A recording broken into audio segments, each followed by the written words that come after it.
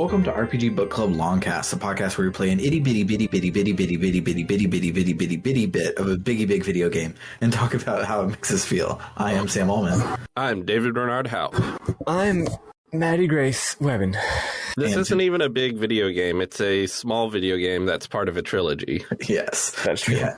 We played the smallest section of the smallest game of this trilogy. So far, our, quote, big video games have all so far actually been series of video games. Series of normal length video games.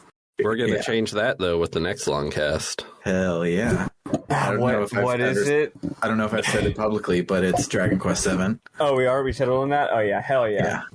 Let's fucking go. I don't know if I should do a, part 1, part 2, part 3 of it to unlock, or if I should just set it at $2,000 and we just do the whole thing. I don't know, but I don't have to think of that until after we play Metal Gear Solid, so I have time. That's right. But we will be playing episode 2, which is level 2 of this game. It is not a lot at all. It does start to open up here, but it does not open up far enough to do anything interesting. So you can go and do a couple side quests, but not necessarily a lot of things. And don't know why they divided this game into 6. And this is a whole chunk, but whatever. But before we get to all of that, we have a top 5 for the week. Because as you may or may not be aware, what's Sugi's first name? I forgot. Or Koichi. Koichi Sugiyama recently passed away, and he is famous for having done... Rest in piss. Rest in piss. He's a racist asshole, but he makes good music. That is the music for every Dragon Quest game. Pretty much all of them. I don't know if it's all of them, but if it's not all of them, that will affect my answer. Almost every single one, at least. Yeah. I can't think of a single one that it isn't. But because he has passed away, the torch must now be passed. And our top 5 this week is our top 5 recipients of said torch. The top 5 people we would want to see make music for Dragon Quest. I rather doubt any of us have come up with 5. I have some joke answers. I easily could have, though I did forget. So no, I haven't. But not because it would not be possible to. You know, it's got to be Shoji Meguro. That's a joke answer. I was trying to gotcha and look up Dragon Quest Monsters Joker 3 to be surely this spin-off of a spin-off wouldn't have Koichi Sugiyama music, but it does. Of course it fucking does. Yeah. So,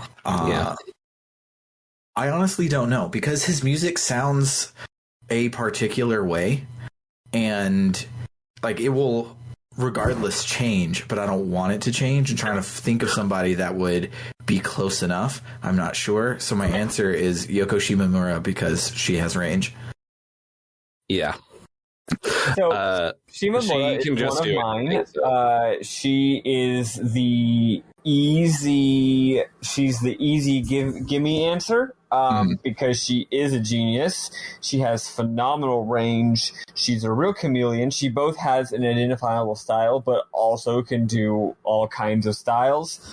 The lightness that she typically imbues her music with, or at least often does, fits with Dragon Quest. She would not actually be my first choice, but if they went with her, I'd be like, yeah, that makes sense. Also, one important thing is that Sugiyama, Shogi, the Christmas elf, is actually, I don't actually know this, but I feel like he's probably got some actual academic classical compositional training. I don't think you can compose the kind of stuff that he composes if you don't. And Shimomura definitely does as well. And it's not that you need to go to college and study classical music and composition to make good music. However, there is you can tell, like, you do need to in order to do certain things in your music. Let's put it that way. Yeah, like it's not subtle at all, the difference between someone who knows sort of the academic nuts and bolts of musical theory and composition versus someone who doesn't, even if they're both equally good. So I think I would want it to be someone that has that kind of brain knowledge, because that adds a level of delicacy and also a level of not exactly sophistication, more like a level of intentionality to the music. Because Dragon Quest games, you may not notice, it's hard to notice, but like they're actually very diverse in sort of musical genre. They slip and slide into different kinds of music while still being coherent. So anyway, yeah, Shimamoto is a great choice for that reason. So I was looking up Sugiyama to see if I could find anything on his education, since you mentioned that. All Wikipedia says is that he attended University of Tokyo and graduated with full honors.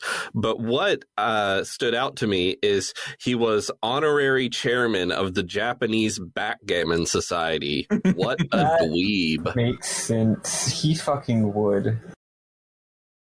So I just Googled an answer that's probably going to be the right answer, because I don't know enough composers by like pulling them out of the air besides joke answers. Like Falcom JDK would be great, but they're not going to be the fucking Dragon Quest people. Like I don't know enough people in this area, but the answer that's probably right is Hayato Matsuo.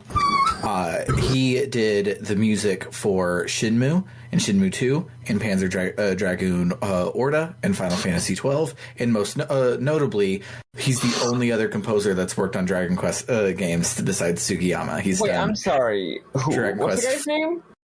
Hayato Matsuo. Yeah, okay, that's what I thought you said. He worked on Panzer Dragoon Orta? Yep. Arrangements, it says. But... Oh, interesting. He wasn't the primary composer. I guess he assisted. Because the main composer was, well, I forget, but she's one of my all-time favorites. I just forgot her name because it's easier to forget people's names sometimes, especially if it's not your native language. Didn't know that. Anyway, that's a great choice. Sayori Kobayashi? Sayori Kobayashi. Love her. She did Panzer Dragoon 3 and 4. Yeah, so Matsuo did the DS versions, DS rearrangements of Dragon Quest 4, 5, and 6. He also wrote music for Dragon Quest X. He did all of the music that wasn't from the video games for Dragon Quest: The Adventure of Dai, the original one. So he's probably the correct answer. But it'll probably be him, and I imagine there were other people working with Sugiyama. Like when it just says Sugiyama's name, it's actually like 3 or 4 people. Mm-hmm. Probably so. So that'll probably be Matsuo. That's a really good choice. So funny enough, my choices were my first choice was not ranked, but one of my choices was Yoki Shimomura, as I mentioned before. My second choice actually was Takanobu Mitsuyoshi, who is the other composer for Shenmue. Nice. And he also did like Daytona USA, and like he's just one of Sega's main guys. Like he did a fucking lot. Virtua Fighter, like he's done so much, and it would be a bit of a shift for Dragon Quest, but I don't think it would be too much of one. Bring out that 80s anime influence more, right? With that like upbeat sort of Sega-ass music. My third choice was I just wrote Nintendo Sound Team. Look, Nintendo has a bunch of... And this isn't... I mean, I know this would never happen, but it's not a joke. Like Nintendo, they have a bunch of composers, and I don't know who does what, but just, like, the shit that they've been turning out, for, like, your latter-day Mario Kart, your latter-day, like, Paper Mario fucking, like, color splash, right? Your shit for fucking... those are the two main ones that I thought of. Your Paper Mario... the shit they're putting out for, like... Mario Party even and stuff like that, just that super upbeat big band stuff that's just like insanely good. that would rule. So that's one of my honest to goodness choices. That would be a great pick for Dragon Quest. Yeah, if you look up a lot of recent Nintendo games that are that have really good music, generally, if you look them up on Wikipedia, like the composers lists like 5 people, none of whom have a Wikipedia page. So it's like a big team. They just have some kind of awesome in-house team now that they've been cultivating for the last, like, who even knows how much long. My fourth choice is also a not one that's actually possible, and that's Manaka Kataoka, aka Breath of the Wild Lady. She would be a phenomenal fit. Didn't she also do music for New Horizons? Yes. No, New Leaf. Oh, New Leaf. Not New Horizons, which is one of the few critiques I will give that game, is that its music is not as good as music in New Leaf. Manaka Kataoka came out of fucking nowhere and is one of the primary composers for Breath of the Wild and the entirety of New Leaf. And, you know, both of those soundtracks are very light, very heavy on, like, piano and guitar. That would definitely, of all the options, that would be by far the biggest shift for Dragon Quest. However, Breath of the Wild has lots of stirring orchestral pieces as well, so she's got the breadth. I have one more, but I actually forgot what it was, so let me hear someone else's. Grant Kirkhope. I wanted to say it instead of Sam. Okay, because that was going to be my my joke answer, of course. So while y'all were talking, I dug deep and I thought of one. So Dragon Quest XII is like edgy, right? We've seen the logo. Yes, I've been thinking about that. I was thinking about that for my next choice, by the way. So my choice is Motoi Sakuraba. He's the one that does all the Star Ocean and the Tales games. Because then also Dark Souls, right? I think yes. Tales, Star Ocean, Mario Golf, Mario Tennis, Golden Sun, and Dark Souls. Yeah, a lot of people hate the Tales sound. I really like it. It reminds me of the like proggy weirdness of Uematsu, but also has like more rocky stuff to it and more classically stuff. It's like it's got range, it's got depth, and I think that could be a cool, just basing off just the logo. I think if you do Dragon Questy things for like the towns and then the fucking battle theme is a Sakuraba joint, that could be real cool. Man, I did not realize. Oh, go on. I did not realize how prolific this person is. Yeah, dude. Didn't he also do like a Saga game at some point? Fucking probably. Who hasn't? I think he did like Romancing Saga. Every single year that he's been active has more than 4 entries on VGMDB.net. A lot of them are like arrangements or with some other people, but yeah. Holy shit, Kid Icarus Uprising is on this list, and it lists like 5 or 6 other composers, including Yuzo Koshiro and Yasunori Mitsuda. Oh yeah, Yuzo Koshiro gets around. I should play Kid Icarus Uprising. I've heard it's good. So have I. It apparently has good music because it has Sakuraba, Koshiro, and Mitsuda. Anyway, my final choice, and I know this is going to sound like an insane thing to say, but I mean it 100% wholeheartedly. Nobuo Uematsu. Not only would it be extremely funny to have the traditional composer of Final Fantasy compose Dragon Quest, and obviously, like, here's the thing. Dragon Quest and Final Fantasy are very, very, very different. I mean, God, if you want a quick and dirty overview, like a symbol representing the diversity inherent in the breadth and opportunities inherent in the JRPG format, just look at the differences between Dragon Quest and Final Fantasy. They're different tonally, they're different compositionally, they're different conceptually, and yet I think Nobuo Uematsu could write a fucking great Dragon Quest soundtrack, especially given that 12 is apparently trying to be a bit more edgy and dark. Uematsu could fucking, like, especially if you went, like, a little, like, I'm thinking not, like, FF6, 7, 8, like, grand, sweeping, faux operatic kind of mode. I'm thinking, like, a combination of, like, the shit you hear from, like, FF4, and then, like, his all the way out the butt, like, Lost Odyssey type shit. Like, combination of those two things. And also, Sam, you mentioned earlier about Sakurai, or whatever his name is, Sakurai, being a good composer. You know what? Dragon Quest, unique among almost all our JRPGs, the boss themes, the normal boss and final boss themes, instead of being, like, catchy, epic, cool, fun songs, they're generally just, like, a cacophony.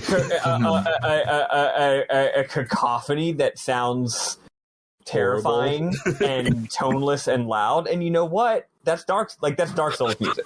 Like, that's Dark Souls boss songs. That's Dark Souls, baby. Again, perfect fit. I can anyway, but yeah, no. My number one pick that I would absolutely lose my mind is Nobuo Uematsu for both conceptual, ironic, and actual artistic reasons. Is Uematsu even, like, technically active still? Does he do shit other than hang out? He is a freelance composer that occasionally will write some music, yes.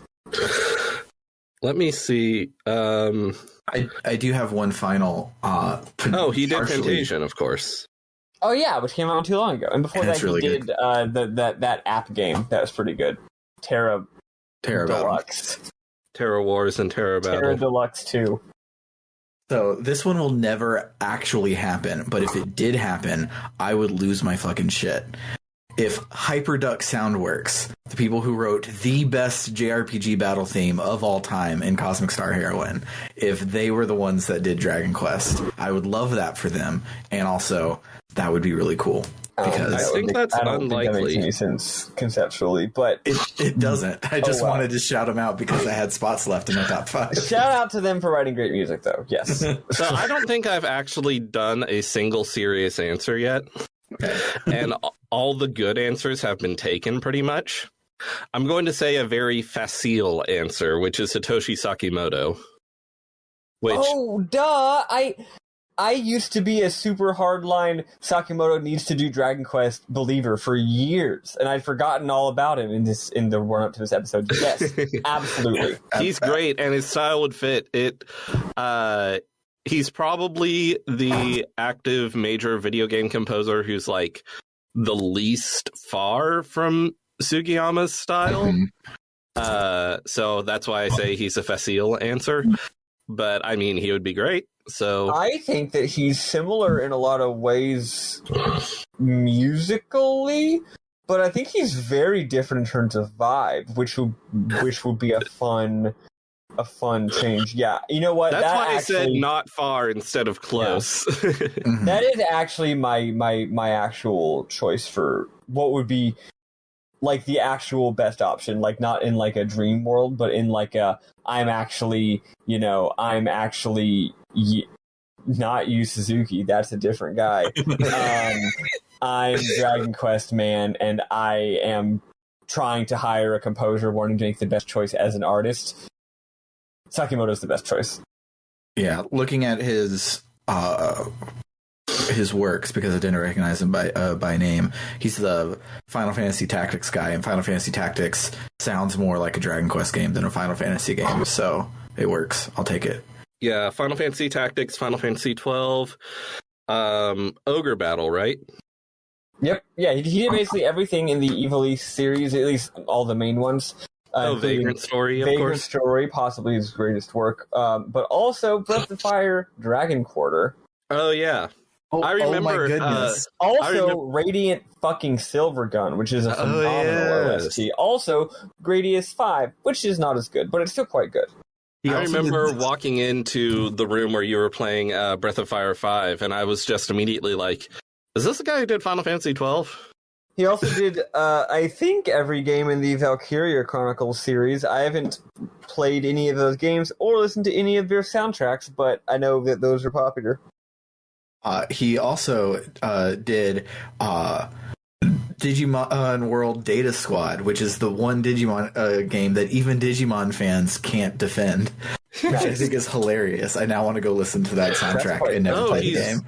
He's worked with Vanillaware. He worked on Grim Grimoire, Odin Sphere, Dragon's Crown. Yeah, I think he could possibly get it because Matsuo, who I mentioned earlier, worked with Sakimoto on a bunch of these games. They have crossover. So if Matsuo doesn't get it, he could be like, "Oh, I can't do it, but I know somebody who can." And there is one drawback to Sakimoto. He's not exactly a very fun composer.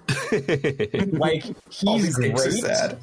He's great, but he definitely is pretty much Sir's business. And I'm not saying I don't listen to Sakimoto music while I'm working or on my fucking iPhone for fun. I do, but not in the same way that I listen. I'm not going to be walking around just with a smile on my face humming Sakimoto's town theme. Okay, the way I would hum, classic Dragon Quest town that are just so peppy and fun and light and cute. Like, he doesn't quite... Actually, he does not have a lot of range, honestly. All of the shit sounds the same. And luckily, that it sounds like it would be pretty good for Dragon Quest. Yeah, he's not a chameleon, but his shit's pretty good. I don't want to criticize. I don't know if he has no range. Maybe he has the range, he just never feels like using it because he doesn't need to, because he clearly is not lacking for work. Everyone's like, "Hey, we want to hire you for a new soundtrack," and he's like, "Do you want me to do something new or my usual shit?" And they're like, "We want usual shit," and he's like, "You got it." Oh, I forgot about that game, Unsung Story, that's by Matsuno and has Sakimoto music. That ever come out? Oh, it was released in early access in 2020 with full version in development. You know what? Honestly, deadass, I would play a Dragon Quest Tactics RPG by Matsuno specifically. AKA it's FFT and with Sakimoto. Like, FFT in all but FFT mechanically, FFT musically, except with Yuji Horii and Toriyama. It could be Yuji Horii and Toriyama. That's it. Yeah, I think we all hit on all of the correct answers. So the one final bad answer is Kanye West. Oh, that'd be so fucking good. Oh man, that's silly. Do we mean like today Kanye? No, I mean the old Kanye, straight off the dome Kanye. I don't know. I like the new Kanye, the bad mood Kanye, the always rude Kanye. Spaz in the news Kanye personally. But no, that reminds me, actually, my joke answer was gonna be, since the games used to be composed by a awful piece of shit, they should give it to, they should continue the legacy of having it only be composed by awful pieces of shit, and give it to, Elder Scrolls guy. There's music in the Elder Scrolls games? Yeah, it's really famous. Really popular. No, Jeremy Stoll, that's his name. Jeremy Stoll did music for the Elder Scrolls, which is largely mediocre fantasy shit. He also did the music for the game that's like Secret of Evermore, which is an incredible soundtrack. And he's done other stuff too. He's actually a great composer. I think that he wrote boring fantasy shit because it was his job. He's a great composer. He also, if I recall, and I better not fucking get sued for this. This is, if I remember correctly, I have heard that, so it's not libel, that he's like a sexual predator. Well, let's hope you're right. I'm pretty sure I've heard that he's a bad person. No, he fucking sucks. You know who should absolutely do it? Hatsune Miku. That's my final answer. Wait, sorry, one more. This is an actually good idea. Marty O'Donnell. Okay, yeah. Sure. That's actually a good idea. Are we getting Halo Marty O'Donnell, or are we getting... No, I'm talking Marty straight O'Donnell? up Halo Marty O'Donnell. Also, those are the same picture. Yes. But if we get Septerracore Marty O'Donnell, he's going to give us 5 songs, and only 5 songs. Well, that would make more sense for like Dragon Sugiyama, though. Yeah. Speaking of music, let's listen to some Final Fantasy XIII-2 music, and then we'll talk about whatever it is we can manage to talk about this week.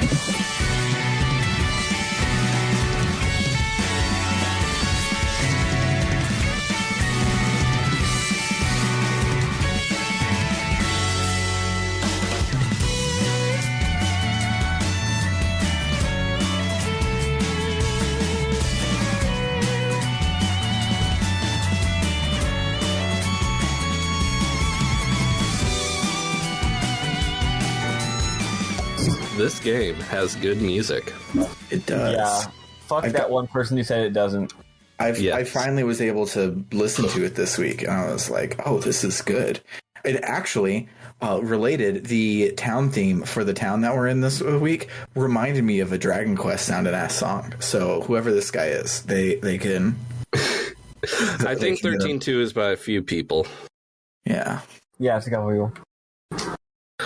But, I should bring up my notes instead of looking up who did the music for 13-2. It's okay. I'll look at the music for 13-2 for you. Okay. So we load up our game, and we're back in the Historia Crux. We go to the one place we can go, which is the Brescia Ruins, 5 AF, the distant future of 2 years in the future. And to be clear, we know this because the UI tells us. Yes. As we put our cursor over that year, a hot voice says a provisional government has replaced the sanctum, and a scientific organization called the Academy searches ruins for ancient technological secrets. One such site is the shores of Lake Brescia, where a giant war weapon has been unearthed. So we click on it, and there's a long loading screen, and Noel and Sarah fly out of a time gate. Sarah realizes they're on Cocoon. They step out into an open area, and a huge hand reaches up out of a pit. It starts wrecking up the place. It seems to be attached to a translucent figure. Noel and Sarah decide to fight it, instead of running away. During the fight, airships fly in to attack the invisible giant. A voice from an airship says, "Paradox effect confirmed." They blast the giant, and the arm goes back to resting in the pit. Sarah is thrilled to see the army, but the army captures them.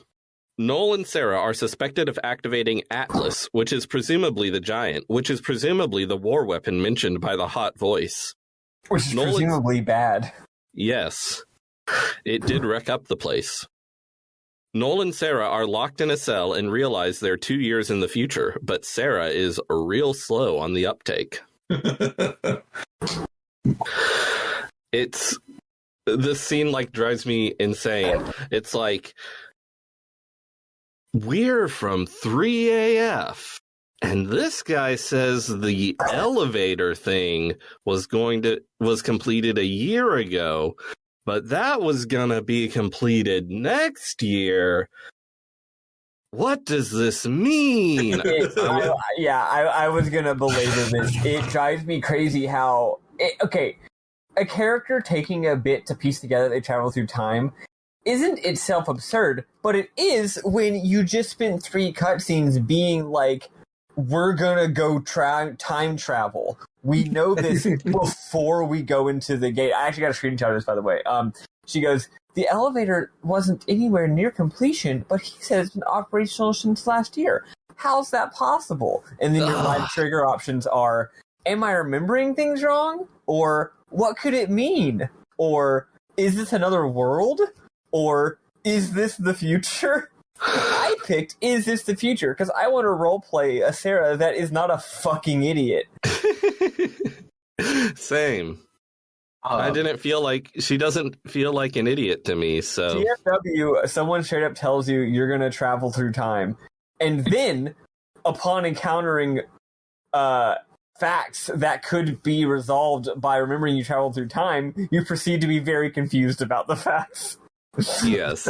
So Sarah is not stupid. So I also have not roleplayed her as someone stupid. But apparently, if you do, you can unlock little hats for all your Pokemons. Oh yeah, so, I found out from a walkthrough that in every single live trigger, there are certain ones that are designated by the game's code as humorous. And if you pick all the humorous ones, you get little hats for your Pokemon. So you actually get rewarded for being for goofing around and being an idiot. Which, that's, you know what? silly. Sounds like my kind of game.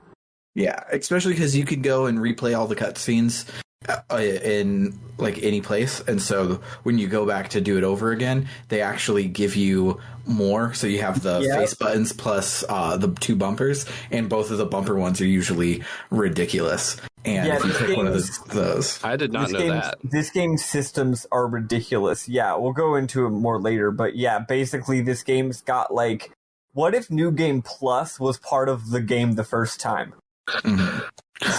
There sure is a lot of video game in this video game. There is.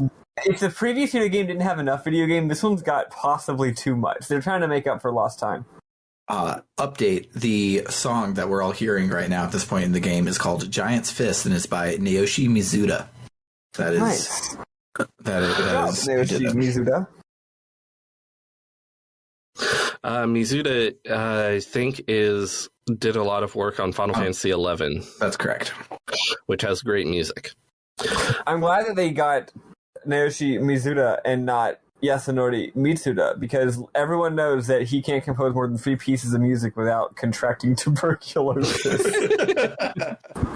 Oh, the poor guy. Let's see. So we're in jail. A real cutie runs up calling Sarah's name. She winks at Sarah and identifies herself to the guard as Alyssa Zidell, an academy intern. She says these 2 are observers, guests of the academy. She gets us out of jail. Y'all, she's so fucking cute. She's is the cutest person. She's perfect, and I'm in love with her. When we ask Alyssa what her deal is, she says she saw us come through the gate and she wants to know more. But Atlas is causing trouble, which interferes with her research. Noel offers to take care of Atlas for her.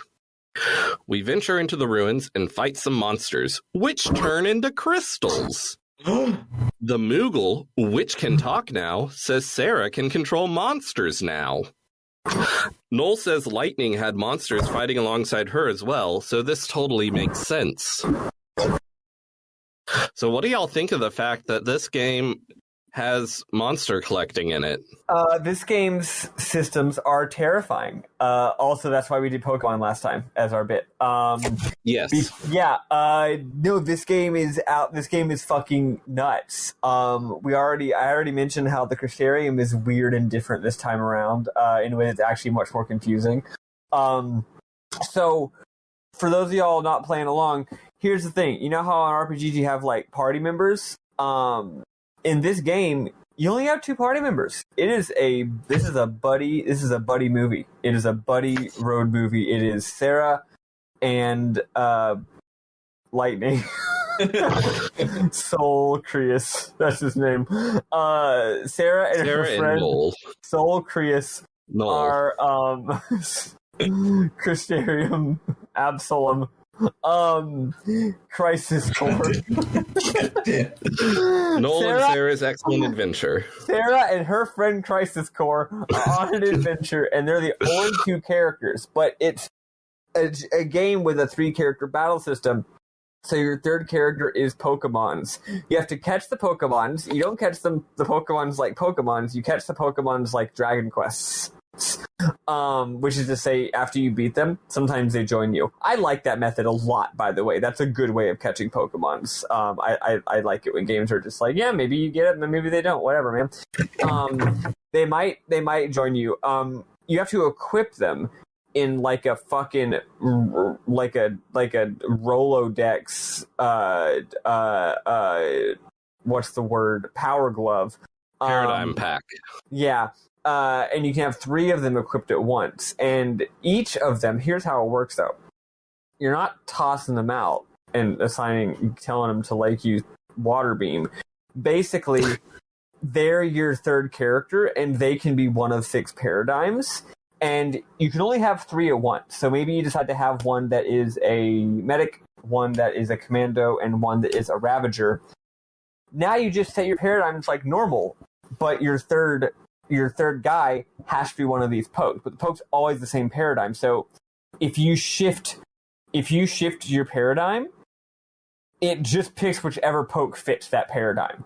So if you want commando, it'll pick your Pokemon that's a commando. If you want to do commando, ravager, it switches to your poke that's a ravager. So it's kind of just a weird way of doing the same old shit, except now the pokes all have their own Crystariums.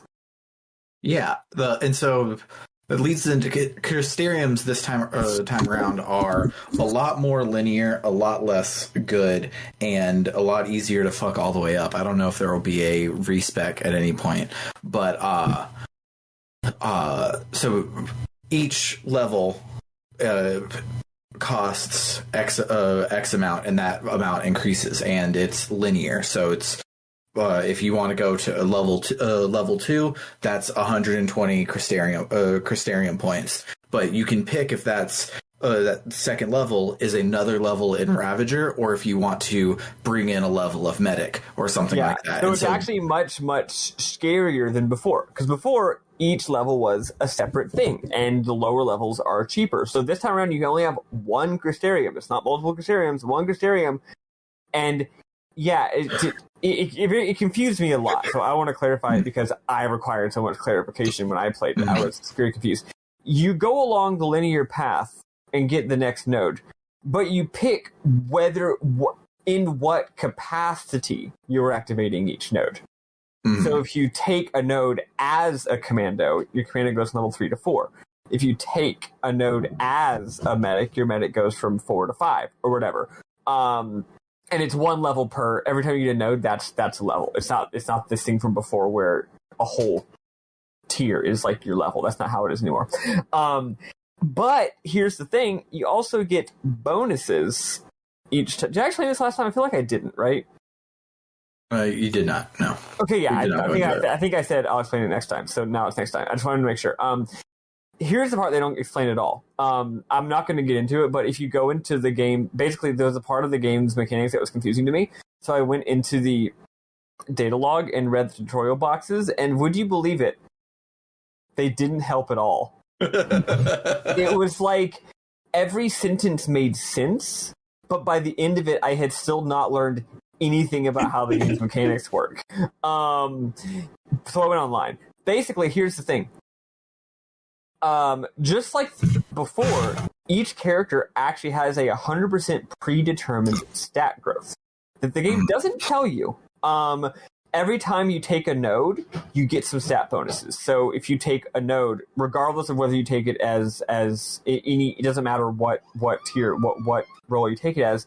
It's just like, oh, this node got you +2 attack, +3 to magic, and +1 HP. You don't know going in that it's going to be that. It just is. It's hard-coded into the game. That's what it is. So it turns out that Noel and Sarah have predetermined by the game's designers stat growth patterns. But again, the game does not tell you this. I'll go ahead and spoil it. Noel is attack, and Sarah is magic. I'm going to tell you that going in. That way you know how you should build your fucking characters. Yeah, because your third party member has access to all 6 basically for free, because you can level them up for 80 fucking gold at the shop, which is ridiculous. So your Pokemon is so versatile, you don't need to try and make Sarah and Noel versatile at all. You make her a kick-ass Ravager and you make him a kick-ass Commando, and that's how you get through the game. But I'm so letting you know, but so the stat growth is all predetermined, except every couple nodes, there'll be, it's like, So, say you're at level 2 for Commando. You'll see on the game's UI that once you get to level 6 for Commando, you unlock a new ability. Until then, though, it's nothing. So you just hit Commando, Commando, Commando, Commando, and you level Commando up from 2, 3, 4, 5, 6. Every time you do that, you get stat bonuses, but the stat bonuses have nothing to do with the fact that you pick Commando. It's just the predetermined bonuses that are part of the game's code.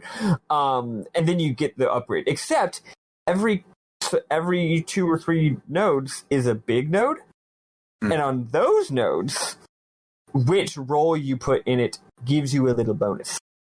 Mm-hmm. So if you fill the big ones with Commando, you get a little bonus to your attack. If you fill the big ones with Ravager, you get a little bonus to your magic. If you fill the big ones, after that it gets a little weird. If you fill them with Sentinel, I think you get HP. If you fill the big ones with, like, Synergist, it's like if you've just reached an odd level, you get attack, and if you've just reached an even level, you get magic, or something like that. So I'm actually glad I looked at the guide this time. Normally I don't, but this time I did. They're basically like, yeah, you want Noel's attack to go up. That's it. You don't want his magic to go up. You want his attack to go up. So what you do is level up his rolls however you want. If you want to make him an okay Ravager for the sake of those paradigms where you need all 3 people to be Ravagers, go for it.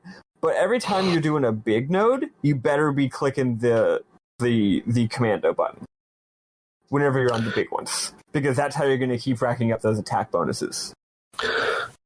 Y'all seem to have been way more anxious about this than me. I wasn't anxious about it. I found out at the end that I wasted about 25 levels of Ravager on Noel. Yeah, just the fact that you actually are hard building, like Sam said, it's way more fuckable. The previous game isn't. It's just, hey, which of these buckets do you want to put your points in? You're going to put your points in all of them eventually. But this is like, no, you have to pick A or B. It's mutually exclusive which bucket you pick for each thing, and there's a limited number of things. And, like, say you go through the first 10 tiers of Crystarium before giving Noel a single level in Sentinel. Well, now getting a single level in Sentinel at a very low Sentinel level takes 3 times as much crystal points. Yeah. Right? Mm-hmm. Like, that's actually a legitimate decision to be made. But it gets even more insane, and this is extra crazy. So both characters start with the same 3, Commander, Ravager, Sentinel.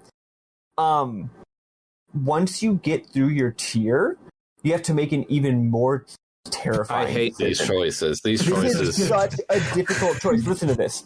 The Crystarium has... and Crystarium don't expand that often. It's like, I got one Crystarium... I've gotten, I think, 2 Crystarium expansions since we started the game, and I've played ahead. Yes, I've received 2. Yeah, the Crystarium has expanded. Select a level bonus. First, learn Commando bonus boost. If you remember in the previous game, when you ranked up your roles, you got bonus boosts. These, you have to choose whether you want to get them. So you can get a Commando bonus boost. You can get a Ravager bonus boost. Oh, and this is for Sarah, by the way. You can unlock Saboteur. You can increase your ATB gauge to 4, or you can increase your accessory capacity by 20. That's a terrifyingly difficult decision, actually. Unfortunately, that does not mean you can equip 20 accessories. Each accessory has a score, and they add up to... And they add up quick. So far, I haven't been able to equip 2 accessories at the same time yet. Yeah, so far, of the accessories I've gotten, it's been like, some of them are 30, and some of them are like 55. And your default, your starting capacity is 50. So it's like, to me, unlocking an entire role or increasing your ATB gauge seems like way more important than I can have more accessories. But when it's like, oh, wait, I can't even equip like some of the most basic accessories because I'm at 50. It's like, shit. I'm like, I had to stare at this screen for like 5 minutes every time. It's terrifying that this game's actually making you use your fucking brain, whereas before it was just like, hey, you hold down the button and it goes. I will give y'all a tip that I read on the internet. I think I saw it on a couple of people, different people saying this. Synergist is not nearly as good in this game. The main reason being that they don't have haste anymore. What? Well, the only way to speed up your ATB is with certain weapons and accessories. That actually is very useful to know. Thank you. Or by however, apparently log into somebody, you can start with haste, which is nice. Oh yeah. Apparently, though, Saboteur continues to be amazing. So, yeah. So far, what I did was, I think right now, I gave Sarah 2 ATB boosts, so she's at 5 ATB, and I think I gave Noel 1 ATB boost and. Other way around. I gave Noel double ATB, and I gave Sarah ATB and Saboteur. So, yay! Turns out I made the right decision. Saboteur's great. I mean, you love lowering the enemy's defense, you know? It's actually useful in this game. A lot of games it's not. I did, both of them got 1 ATB and unlocked a class. So, Sarah has, Medic, because it's not linear, it's at each level, like, your choices change, and so at her second one, Medic was unlocked. So I did not get Saboteur yet, but so she has Medic and an ATB, and Noel has an ATB and Synergist. Because I was expecting Synergist to be good. Now that I know otherwise, I probably would have flipped the two. But yeah, and like you're just locked into these choices. It's again like it's so much more of a hardcore game in the previous game, honestly. Yeah, there's a lot more game in this game. Yeah. Oh, yeah. So back to the pokes. So the pokes. Yeah. Here's the thing. They simplified. Remember how before we had complex like weapon upgrade systems? No more. The weapon quote upgrades are a shop where you buy new weapons. Except sometimes to buy a new weapon, you need money and special items. So that's it. It took out all the crafting and just made that. What they did was they took the crafting and said, now you're going to take all those craft items and feed them to your Pokemon to upgrade their Crystarium. So they just did a little shuffle. They did a little Cupid shuffle of the game's mechanics, basically. Also, you can equip all your Pokemon with accessories, but don't worry, they're not actually for stats. They're just to make them look cute. Yeah. I find it hilarious that the people making Final Fantasy 13 were like, the monster designs in Final Fantasy 13 can definitely carry being the monsters in a monster collecting game. Those designs are definitely good enough for that. They're great as enemy monsters. They're not great as little buddies that I'm going to give a shit about. Yeah. Except for the one you start with, the little Among Us robot looking guy. Yeah, that's my son. It's pretty good. Although I gotta say, right off the bat, these pokes have good moves. Like, you'll catch one where it's like, oh, this shit's got Cura. Oh, this bitch is, like, immune to all ice moves. Like, also, each poke, again, this game's mechanics are insane. Each poke has 4 different, like, traits. Mm-hmm. And the traits are all super unique. Like, there's one that's called, like, Late Bloomer, which basically means you have to level them up a lot, but eventually they get really good. And then there's, like, quick early, like the opposite of Late Bloomer, where it's like, no, this thing's max level is like 8, but it gets good. And then there's shit like a lot of the funny thing is, if you look at the game's data log, the game's data log is like, yeah, the Pokemon have traits. Here's a few examples, and it gives you like 4 or 5 examples. There's also dozens of others that the game doesn't ever explain what they are. There's no UI text. It's just, I guess you just have to figure it out. Or Google it. It's very weird.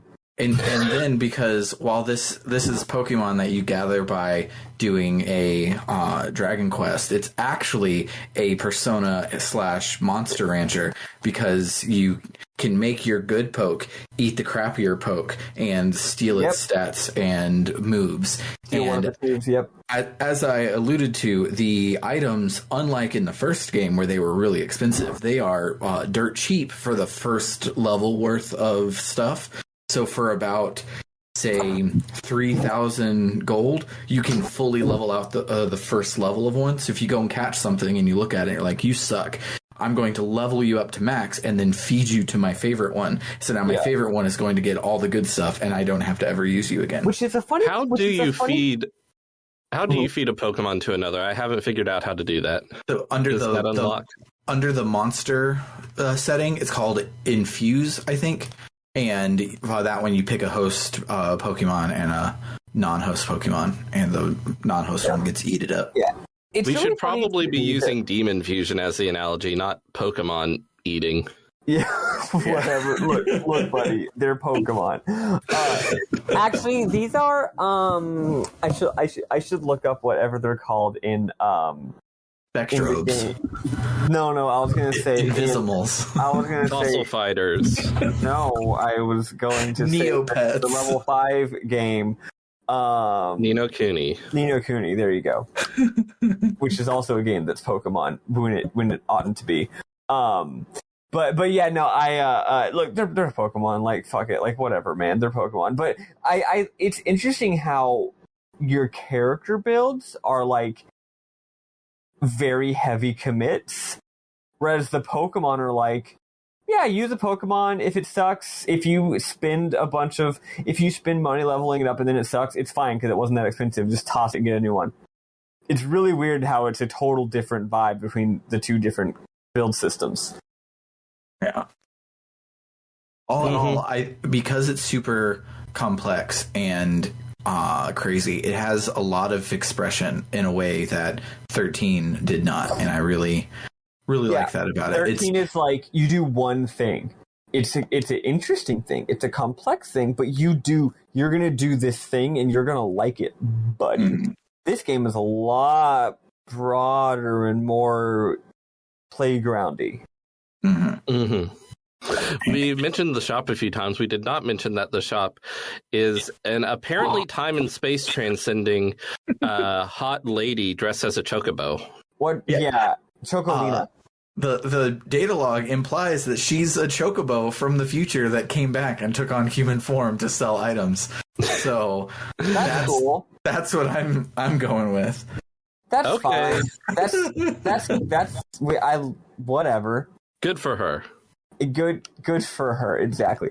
One more final thing I want to mention. Last week I meant to ask this but didn't. Sam, you were going on about different costumes. I don't have any other costumes. How did you unlock them?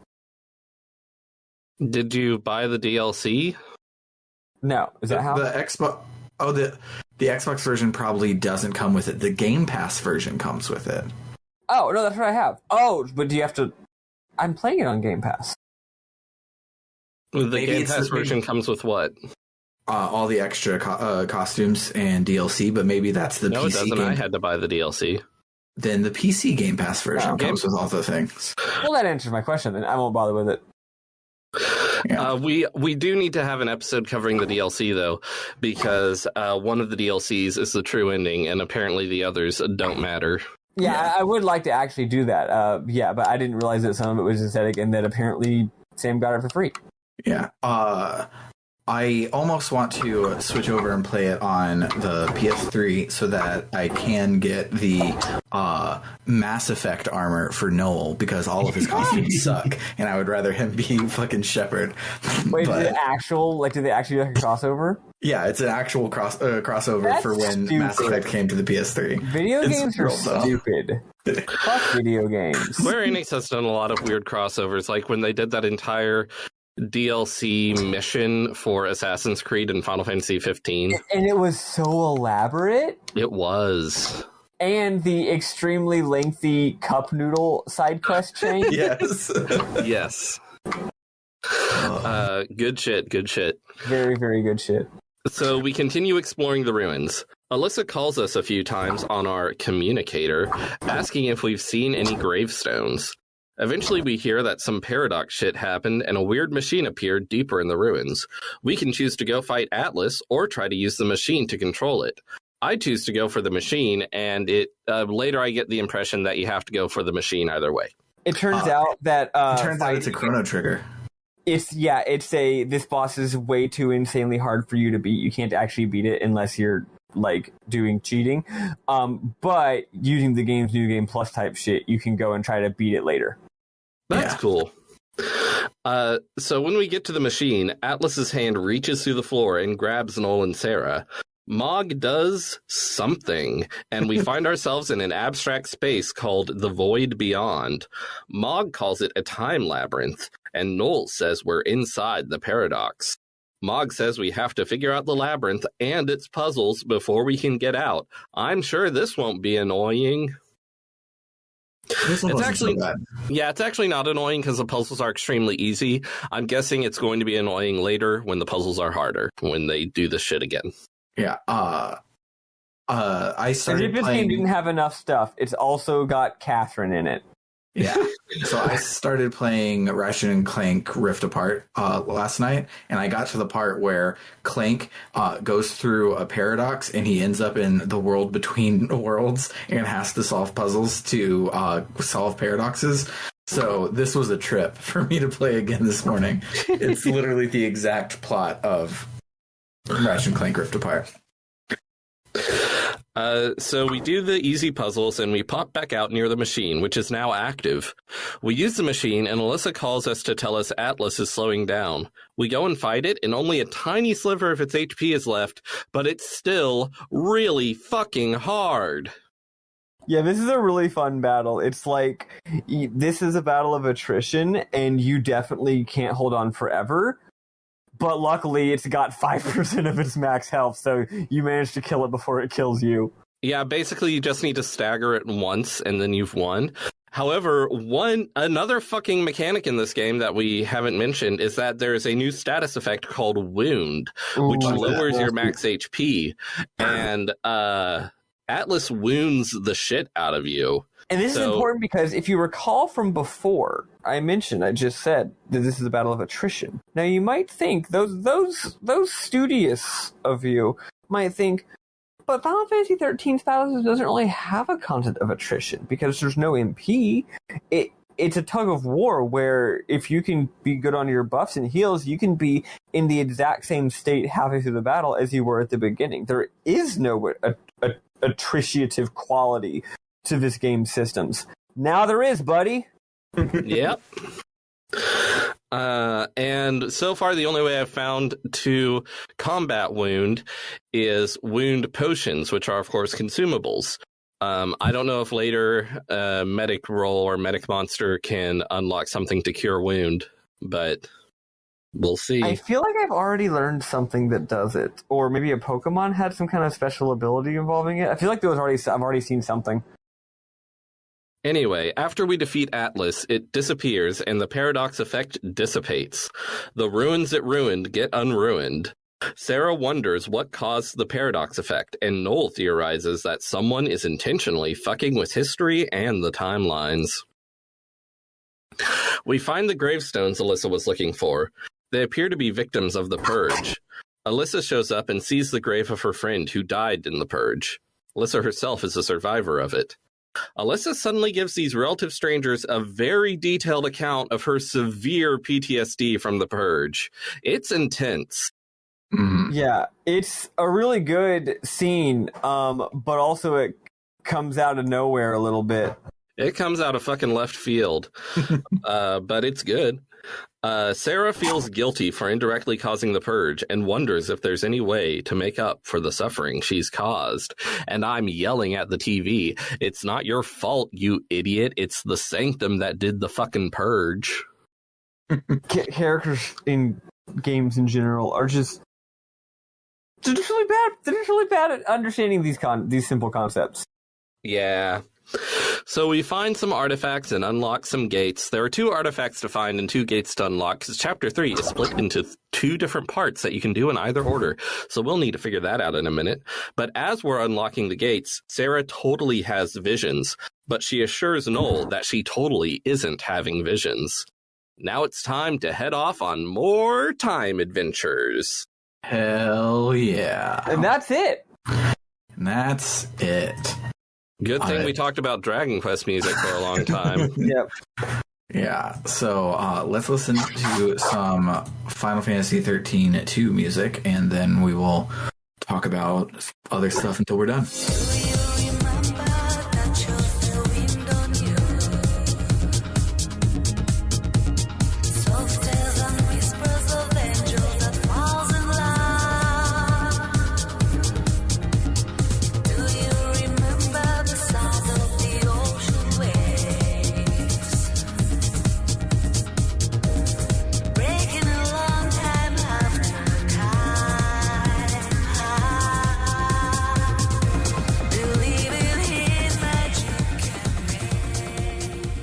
All right, so the data log this time around is not the previously on bits. There are previously on bits, but they are really cool and cut together like a trailer every time you load the game, which I think is pretty neat.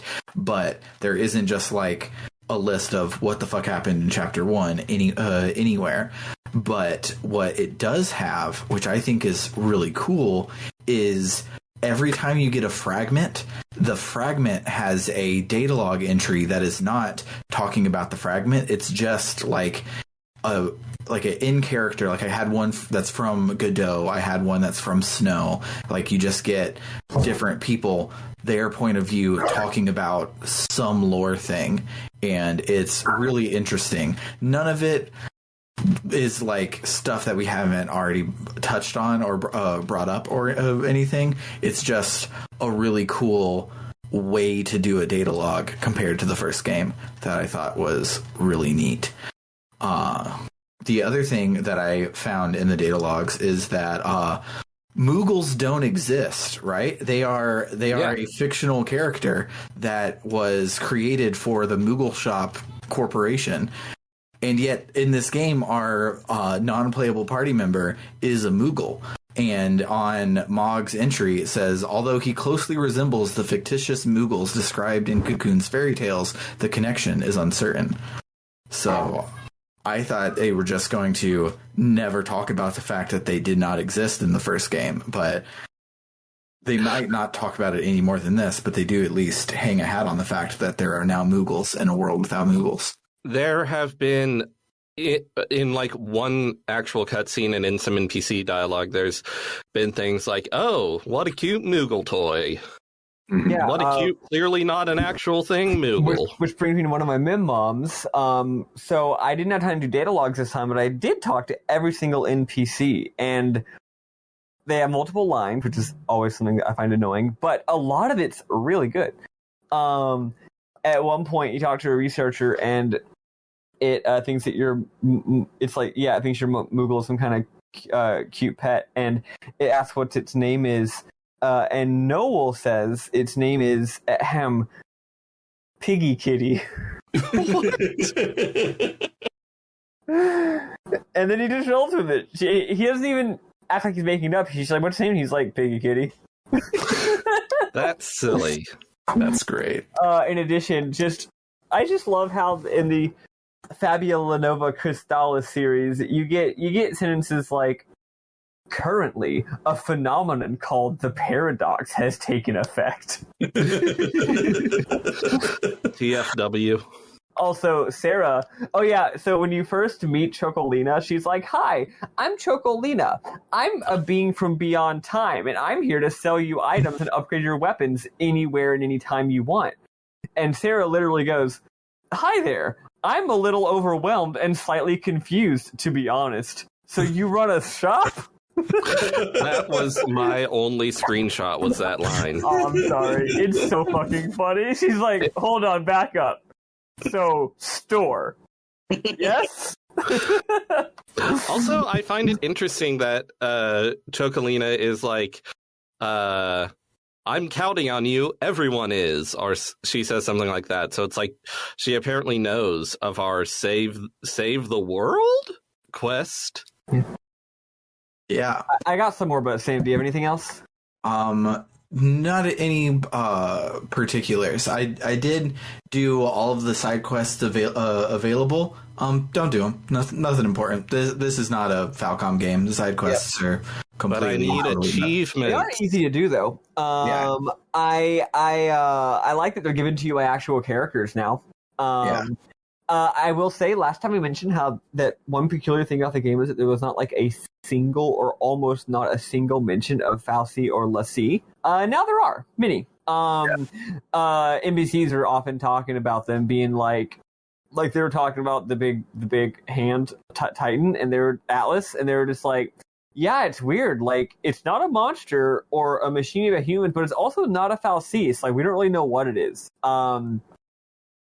Let's see what else. Also, there have been some mentions of like, we can't rely on the Fal'Cie anymore. We've got these human technology. Oh, that did remind me of another thing from the data logs that we had mentioned last week, but we were just guessing. So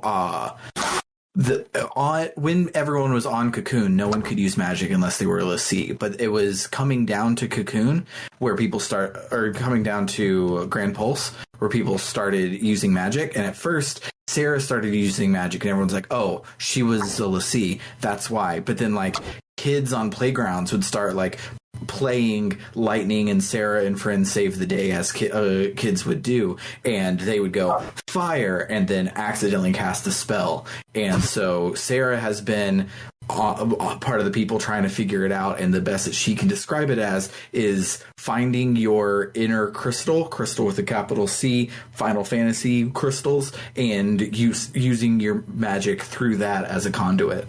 Not sure if that means anything at all, but I feel like that's all we're going to get. Yeah, probably all we're going to get. But I did think it's kind of cool that they did actually try and figure this shit out. They also lampshade Noel's awful memory. At one point he says, "There are some events I should remember, but my memory is hazy, like I'm seeing through fogged glass." So it's like, does he remember everything? No. Does he have amnesia? No. He just, memory not so good. As we surmised last week, but they actually have him explicitly say that. Sam, you mentioning children playing reminded me of something funny that happened. In New Bottom, this actually happened last week. There's a group of kids who like to run around and play and stuff. They run around on the beach.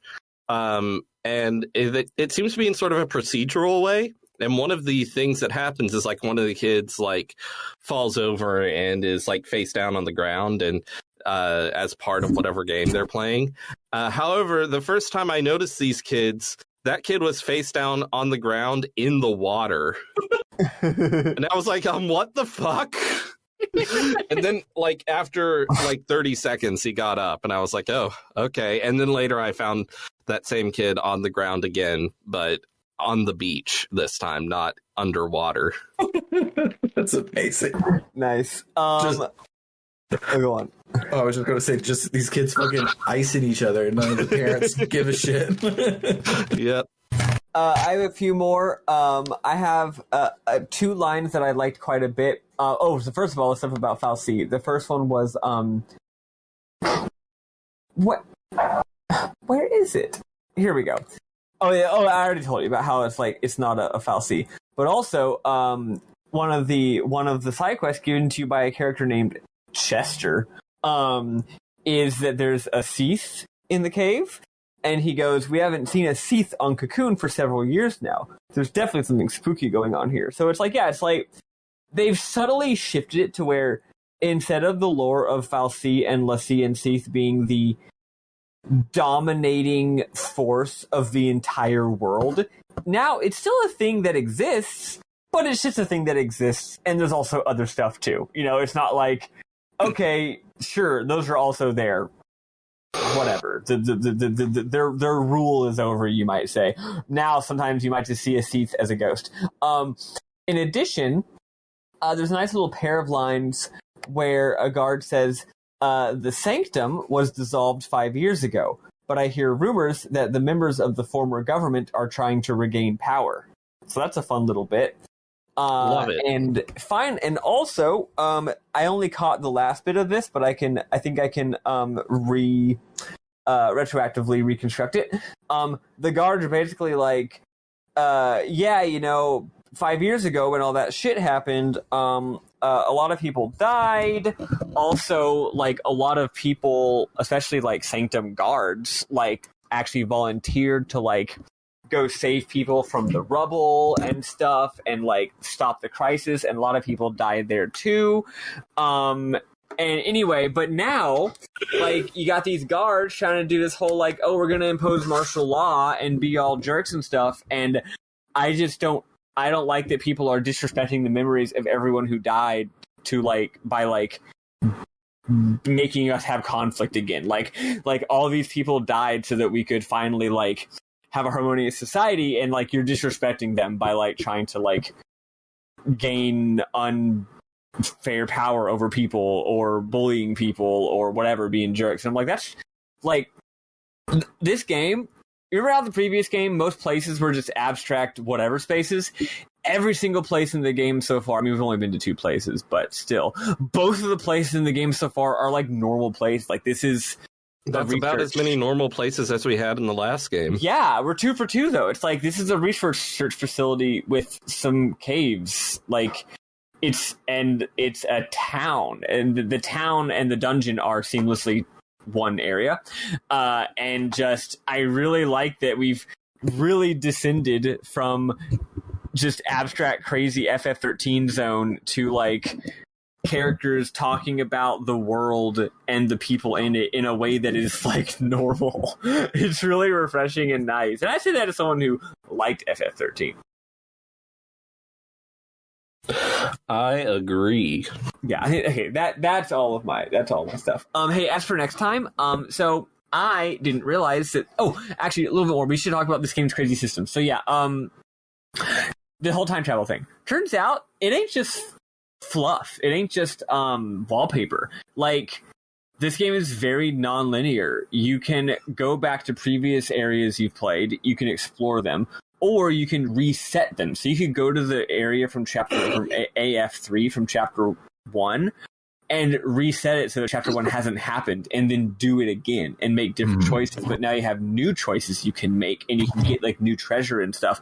But also, I know that at some point in the game, choices will actually like affect the plot and will lead to different plot developments and will lead to other like time periods you can go to. So by making different choices, you can actually branch things in different ways and explore different story branches in any nonlinear way that you feel like, which is crazy.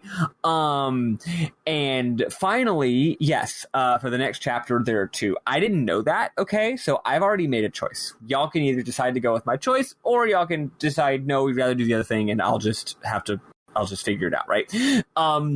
So I went to, you know how the first gate you get to is like kind of in that open area before you get to the actual mine? Yeah. I didn't go in that one. I went in the one that's like more deep into the dungeon. Did you go to Sunless Waterscape or Yasha's Massif? Oh yeah, I guess it would have been easier. Yeah, I went to Sunless Waterscape. Okay. So Sunless Waterscape, it turns out, is quite a bit more difficult than the others.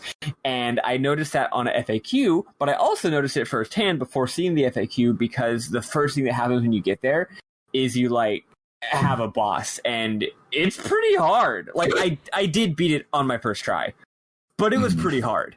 So if y'all want to follow what I'm doing, I will say, not to spoil or anything, but I do think y'all will be quite pleased with that choice from a narrative perspective. However, it also is harder. So what do y'all think? I think we should try to do both of them, just based off how short these last two were. Because episode 3 part 1 has 3 sections, and episode 3 part 2 has 4 sections, not counting both of them have a you got a new thing, so you can go back and do other stuff now sections. So they're a lot longer than what we did this time, but I feel this time was real darn short.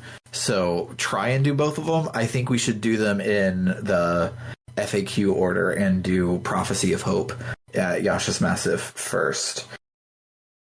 Okay, so I will just drop what I'm doing here, because you can literally just leave a time zone at any time and go to a different one. So I'll pop on over to Yasha's Massif, which I haven't actually been to yet, and I'll just pop over and do that then. Yeah. And I'll also start with that, and if we find it's too much, we can just do that part of it, and if we find it's not much, we'll do some with Waterscape as well. Yep. Yeah. So for those of y'all listening along, who want to play along, so go to the Massif or whatever first, and know that we'll either do just that or that and the other one. Yes. And because each thing is a little node on the map, it's very easy to, if we don't get through all of part 2 Oathbrand, but we only get the Sunless Waterscape part, and we don't beat the Arcalite Step part, then we could do one part plus a note or two.